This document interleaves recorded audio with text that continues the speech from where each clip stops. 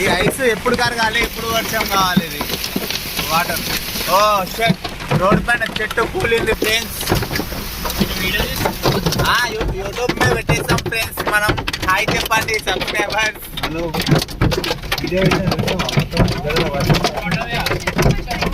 చెట్టు కూలిపోయింది వర్షానికి, చూసుకొని రమ్మండి.